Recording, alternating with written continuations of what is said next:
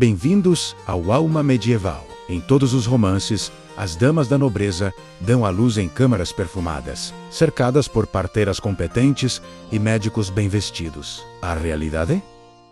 Essa é uma mentira, principalmente para a maioria das mulheres medievais. A alma medieval não se contenta com o conto de fadas. Hoje, vamos à Espanha do século XIV, um reino dividido, não só por guerras, mas por uma desigualdade tão abissal que separava a vida e a morte, o esplendor e a sujeira. Esta é a história de duas grávidas, uma cujo ventre garantia um legado, e outra cujo ventre garantia apenas mais uma boca faminta. Esta história tem um crime, um segredo e um destino trocado, que ficou soterrado sob os pergaminhos da nobreza. Conheçam Mariela. Ela vivia nos arredores de Toledo, num barracão de barro e palha que mal a protegia do vento gelado. A gravidez de Mariela era uma doença, uma maldição. Era o ano de 1360, e a peste negra ainda era uma ameaça viva. Mariela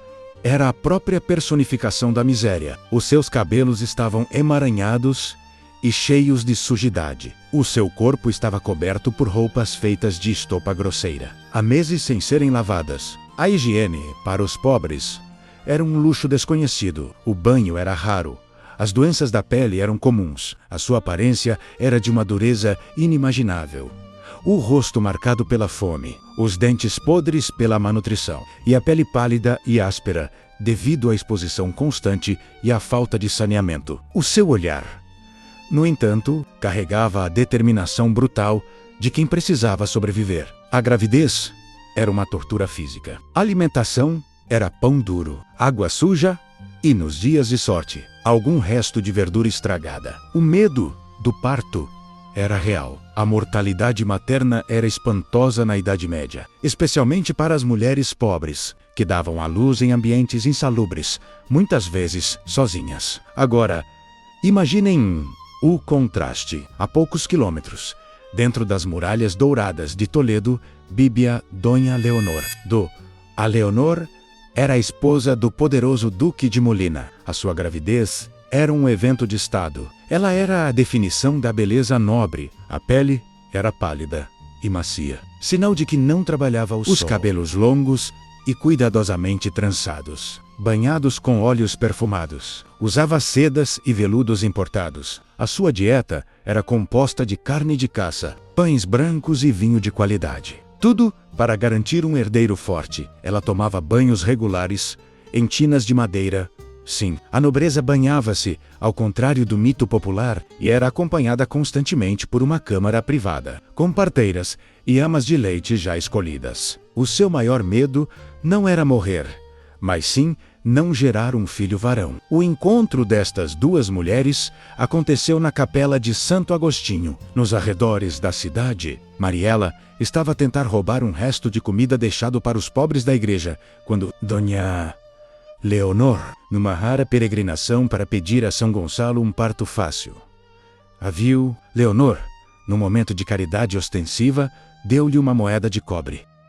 Foi nesse instante, de relance, que Mariela viu a diferença física entre elas. Ambas grávidas, ambas humanas, mas pertencentes a mundos diferentes, como se fossem espécies distintas. Mariela, impulsionada pelo desespero e pela fome, não pensou em caridade, pensou em futuro. Ela sabia que o seu filho, se sobrevivesse, seria apenas mais um camponês faminto, condenado à mesma vida de miséria. O filho de Leonor teria tudo. Na Espanha medieval, a legitimidade do nascimento era tudo. O nascimento real era presenciado por múltiplos testemunhas da corte.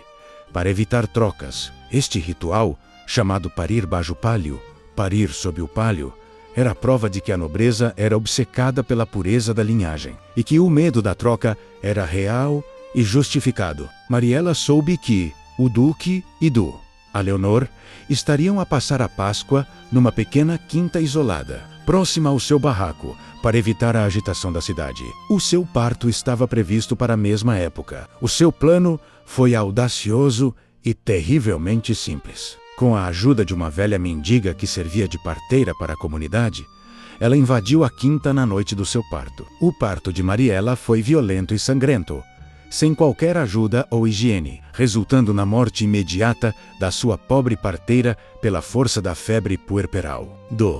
A Leonor, na mesma noite, começou a ter o seu trabalho de parto. A nobreza, apesar de todos os luxos, não estava imune às tragédias. O Duque de Molina já estava bêbado e a dormir profundamente. A ama principal de Leonor, exausta, estava a cochilar. Mariela, com o seu bebê recém-nascido nos braços, coberto de sangue e sujeira, aproveitou-se do caos. Ela rastejou pela cozinha da quinta e entrou na câmara de Leonor, usando o cheiro forte do sangue do parto para mascarar o seu próprio odor. O que Mariela encontrou foi tragédia. A Leonor tinha dado à luz, mas morrera no parto devido a uma hemorragia incontrolável. E o bebê da nobreza era uma menina. O Duque só esperava um varão. O choque é este. Mariela viu a sua oportunidade não só de trocar o filho, mas de salvá-lo. O Duque, bêbado e desesperado por um herdeiro, nunca questionaria. Mariela pegou o bebê recém-nascido de Leonor, uma menina, e colocou-a ao lado da mãe morta. Em seguida colocou o seu próprio filho, um varão, ao lado da nobre morta.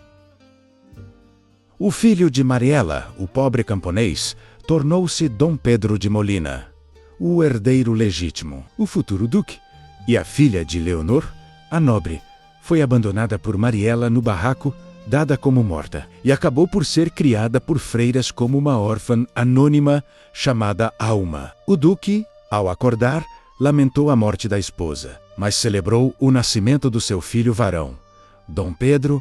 Ninguém questionou nada. O corpo de Leonor foi enterrado apressadamente, e o segredo ficou com Mariela. Mariela, a anônima, conseguiu o seu objetivo. O seu sangue iria sentar-se num trono de poder. O seu filho teria a boa vida, a beleza da nutrição, a higiene e o futuro que lhe foram negados. Ela, no entanto, continuou a viver na miséria, até que a mesma febre que matou a sua parteira a levou semanas depois, levando o seu terrível segredo para o chão sujo de Toledo. O que esta história nos ensina, resgatada dos ecos da Espanha medieval, é que, por trás de toda a pompa e glória da nobreza, havia um terror constante de linhagem e uma massa de anônimos dispostos a tudo para escapar da condenação da pobreza. O duque criou um herdeiro que era, na verdade, o filho de uma mendiga, e a filha da duquesa morreu anônima, sem nunca conhecer a sua riqueza. Se a história deste crime na noite de Páscoa o fez questionar tudo o que sabe sobre a Idade Média, a nossa missão está completa. Não perca os anônimos que a história esqueceu. Inscreva-se no Alma Medieval e ative as notificações para que o algoritmo não o impeça de ver a próxima verdade chocante. Deixe o seu like se esta história merece ser contada.